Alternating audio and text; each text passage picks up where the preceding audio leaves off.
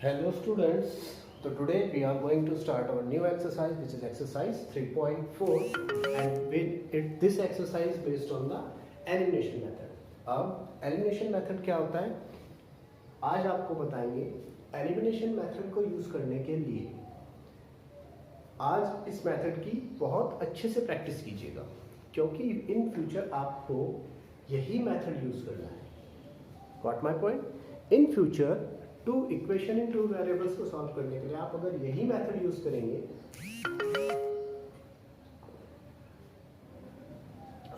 तो आपके question easy होंगे, टाइम कम लगेगा, सॉल्यूशन मोस्टली करेक्ट आएगा। अभी तक जो भी क्वेश्चंस मैंने कराए हैं आपको वो सभी इक्वेशंस भी एलिमिनेशन मेथड से सॉल्व हो सकती हैं। ये वाली इक्वेशंस स्पेशली आज हम एलिमिनेशन मेथड से ही सॉल्व करेंगे। आज आपको सिर्फ एलिमिनेशन मेथड को सॉल्व करना सिखाएंगे। इसको अच्छे से प्रैक्टिस करना है। अगेन आई एम रिपीटिंग, अगर आपने एलिमिनेशन मेथड सीख लिया, जो कि आपको सीखना ही पड़ेगा, तो आपके क्वेश्चंस करेक्ट होने के चांसेस काफ़ी ज़्यादा बढ़ जाते हैं।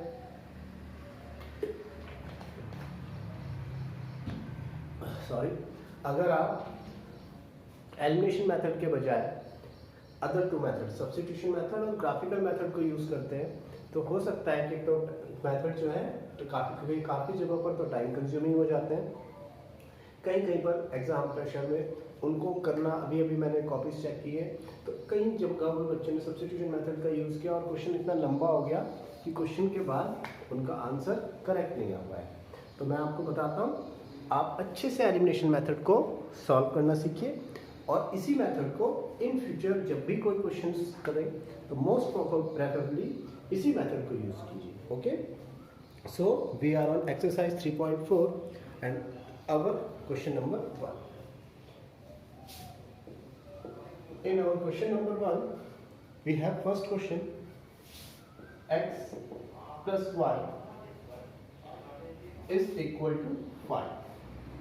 X plus y is equal to 5. And second, 2x minus 3y equals to 4. Second है 2x minus 3y equals to 4. अब मुझे इस इक्वेशन को एलिमिनेशन मेथड से सॉल्व करना है। एलिमिनेशन मेथड को सॉल्व करने के लिए फर्स्ट स्टेप हमारे पास है कि हम दोनों इक्वेशंस में से किसी के भी x या y कोई भी एक वेरिएबल सेम बनाएंगे। कोई भी एक वेरिएबल सेम बनाते हैं तो यहाँ पर हम या तो x का वेरिएबल सेम बना सकते हैं या y का वेरिएबल सेम बना सकते हैं। तो आपको ज़्यादा कंफ्यूज न करते हुए मैं x का वेरिएबल सेम बनाता हूँ। देखिए, x का वेरिएबल ऊपर तो है 1, और x के साथ जो ऊपर कांस्टेंट है वो क्या है 1, और x के साथ जो कांस्टेंट नीचे है वो क्या है 2। तो यहाँ पर 1 है और यहाँ पर 2। अगर सेम बनाना है तो ऊपर भी क्या आना चाहिए 2x आना चाहिए। ऊपर भी क्या आना चाहिए 2x आना चाहिए। तो इसके लिए मैं क्या करता हूँ, इक्वेशन फर्स्ट और इक्वेशन सेकंड पहले तो इन्हें नाम दे देता हूँ, फिर हम क्या करते हैं मल्टीप्लाई इक्वेशन 1 बाय, मैंने इक्वेशन 1 को किससे मल्टीप्लाई किया 2 से मल्टीप्लाई किया। क्यों? ताकि 2 से मल्टीप्लाई करेंगे तो यहाँ पर 2x आ जाएगा जो कि नीचे के वेरिएबल से सेम है। तो हमारे पास इक्वेशन बनती है x plus y is equal to 5। जैसे ही मैं इस इक्वेशन को बोथ साइड्स, जब भी मल्टीप्लिकेशन होगी बोथ साइड्स होगी, तो बोथ साइड्स 2 से मल्टीप्लाई करता हूँ। क्योंकि बोथ साइड क्यों मल्टीप्लाई हो रही है?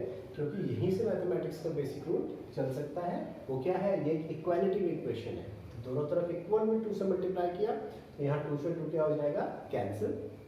Got my point? तो 2 into x 2x plus 2 into y 2y 2 5 10। अब ये मेरे पास बन गई हमारी इक्वेशन नंबर 3। अब इक्वेशन सेकंड और इक्वेशन थर्ड में x का कोएफिशिएंट सेम, ऊपर x इक्वल्स टू 2x और नीचे भी x इक्वल्स टू 2x। दोनों में x का कोएफिशिएंट सेम है। अगर दोनों में x का कोएफिशिएंट सेम है, अब मुझे इस कोएफिशिएंट को रिड्यूस करना है, किसी तरीके से खत्म करना है। अगर मुझे x को खत्म करना है, दोनों से एक वेरिएबल को मुझे खत्म करना है, फिनिश करना है, तो हम क्या करते हैं इक्वेशन सेकंड में से इक्वेशन थर्ड को सब्ट्रैक्ट कर देते हैं। क्या करेंगे, इक्वेशन सेकंड में से इक्वेशन थर्ड को सब्ट्रैक्ट, तो subtracting equation second from equation third. ये करने के लिए मैं दोनों इक्वेशन लिख लेता हूँ। पहले वाली इक्वेशन है 2x minus 3y equals to 4। तीसरे वाली इक्वेशन है 2x plus 2y is equal to 10। दोनों का फर्स्ट कोएफिशिएंट देखिए 2x है। अब मैं फर्स्ट से जब सेकंड को सब्ट्रैक्ट करता हूँ तो अब तक आप ये जान चुके हैं कि सब्ट्रैक्शन में हमेशा साइन चेंज होते हैं। हम नीचे वाले साइन चेंज करते हैं। यहाँ पर हमने कर दिया माइनस, यहाँ पर भी माइनस और यहाँ पर भी माइनस हम कर देते हैं। जैसे ही हम ये करते हैं प्लस 2x और माइनस 2x कैंसिल हो जाएगा। अब माइनस 3y माइनस 2y, देखिए अब इसका साइन नेगेटिव है। माइनस 3y माइनस 2y, यहाँ पर minus 5y plus 4 minus 10 minus 6 बना, 6 से 6 भी रिड्यूस हो गया। तो हमारे पास जो y की वैल्यू आ y is equal to 6 5y के अपॉन में चला गया, y इक्वल्स टू 6 अपॉन 5। अब हमारे पास y की वैल्यू आ गई। जैसे ही हमारे पास y की वैल्यू आ जाती है फिर हम वही सब्स्टिट्यूशन मेथड वाला पोर्शन रिपीट कर सकते हैं, यानी y की वैल्यू को किसी भी इक्वेशन में पुट कीजिए, इस इक्वेशन में, इस इक्वेशन में, इस इक्वेशन में या यहाँ पर कहीं पर भी पुट कर देंगे x निकल जाएगा। तो मैं इक्वेशन फर्स्ट पर पुट करता हूँ। Substituting this value of y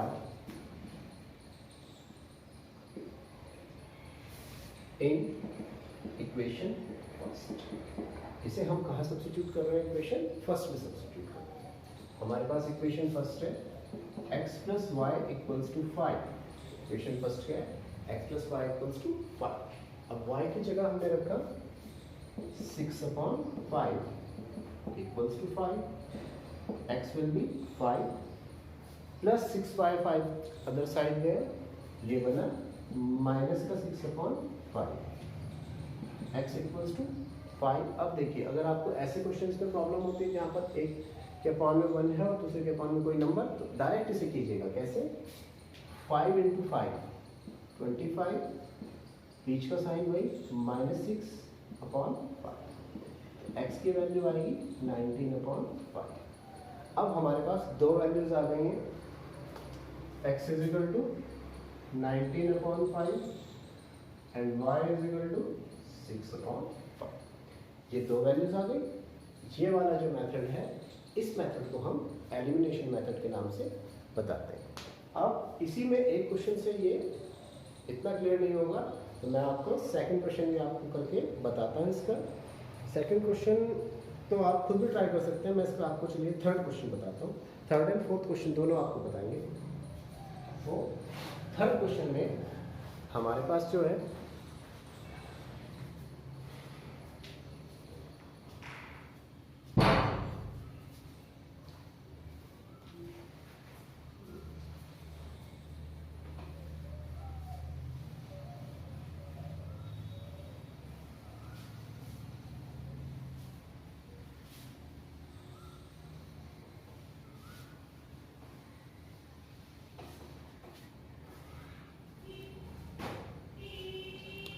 हाँ जी, आपको इसके थर्ड क्वेश्चन की तरफ चलते हैं।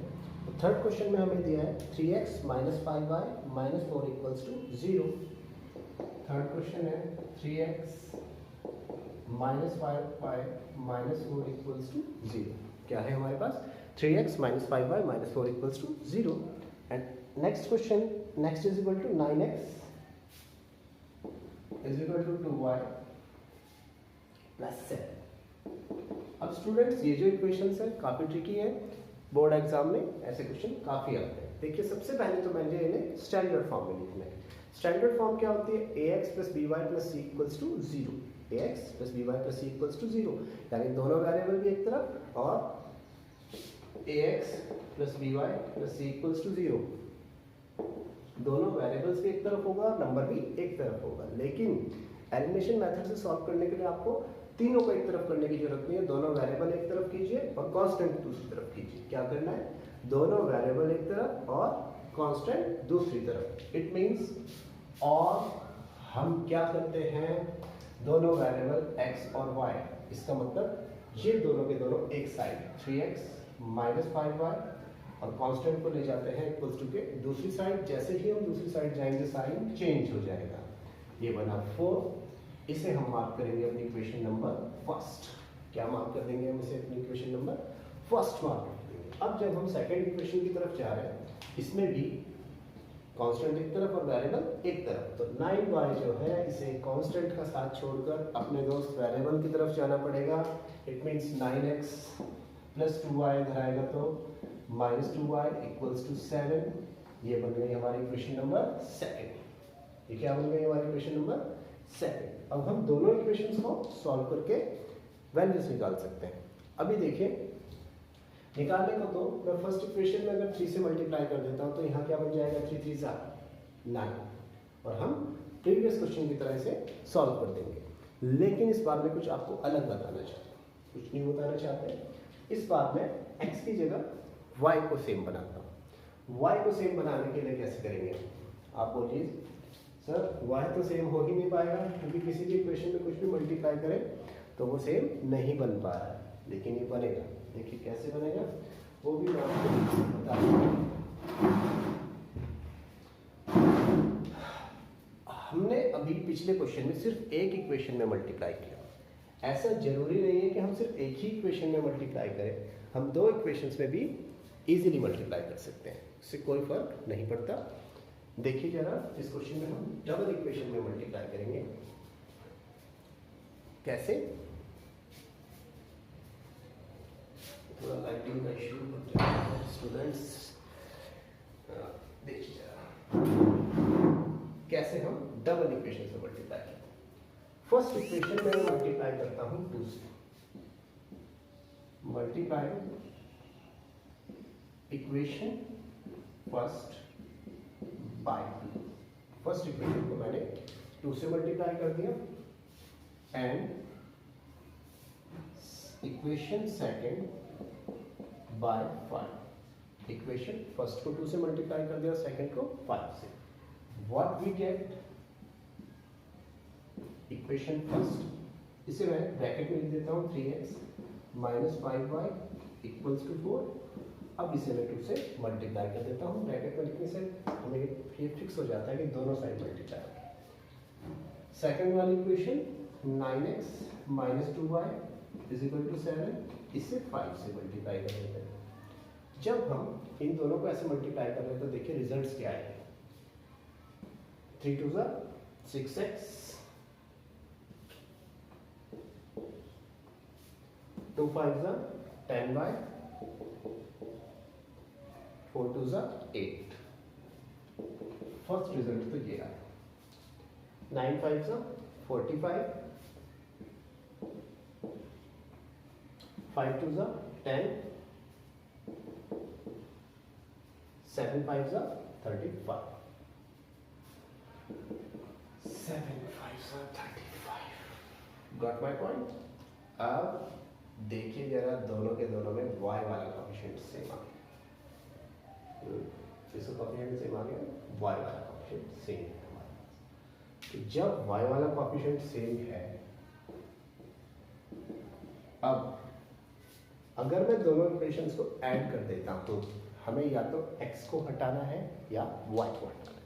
अगर मैं दोनों इक्वेशंस को ऐड कर देता हूं तो कोई नहीं हटेगा, बिल्कुल सब अपनी पोजीशन पर इंटैक्ट रहेंगे।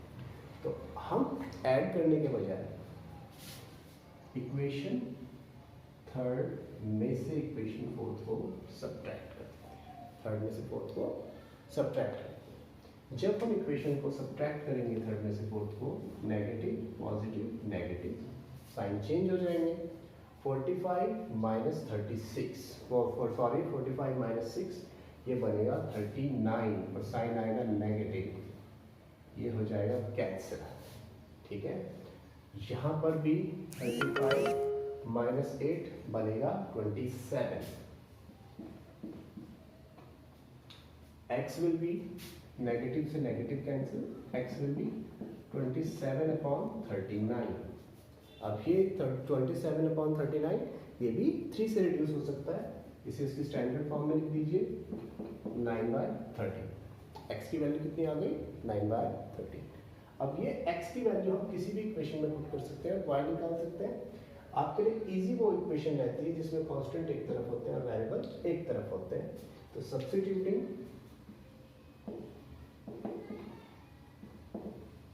This value of x in